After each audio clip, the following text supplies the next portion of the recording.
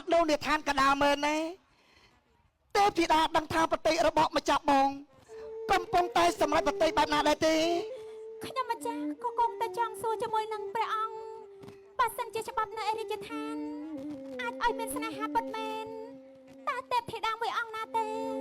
តែអាចយកប្រតិពីម្ចាស់បងបានក្រាបទូលទេពធីតាសួរអ្នកដែលបងជ្រើសយកមកធ្វើជាអគ្គមហេសីចុះមានណាក្រៅពីទេពធីតាសួរអូនទៅម្ចាស់បងអូទេពធីតាសួរអូនគឺជារាជិនីនៅក្នុងប្រតិរបស់ម្ចាស់បងអូនល្អណាស់បងចង់បានអូនជាមហេសីម្ចាស់បងមានបន្ទូលល្អល្អរកគ្មានណាអីល្អទាំងរទាំងវិញ្ញាណអត់ទាស់ត្រង់ណាអីអត់ទាស់ត្រង់ណាអីទាំងរូបមើលសម្រស់ទាំងសវណ្ណីអោទេពធីតាស្រីបអល់អាយក្នុងប្រតិណាអូនណាយបងចង់បាននួតនាគយកមកធ្វើជាមហេសីអូនណាយបងចង់បាននួតនាគ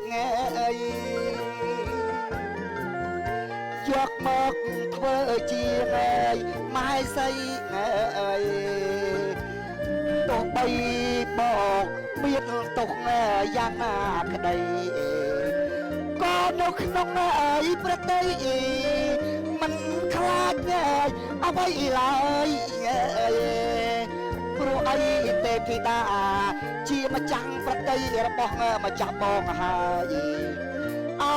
ទេពធីតាសួរអូនហើយតើអូនឆ្លើយតបនឹងបងបែបណានៅក្នុងព្រះតី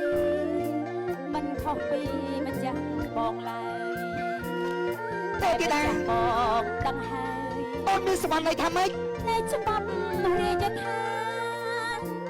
ដឹងច្បាប់រាជដ្ឋានទេពធីតាអូនមានសមត្ថភាពច្បាស់មកព្រះគុណជាម្ចាស់ត្រង់ត្រាំងបានបានដាក់បំរាមមិនឲ្យយើងមានស្នេហាឥឡូវបងសារភាពមើលប្រតិពិតណែខ្លាចថាខុសច្បាប់រាជដ្ឋាននឹងណាទុកឲ្យបងរ៉ាប់រងចំពោះទេពកញ្ញា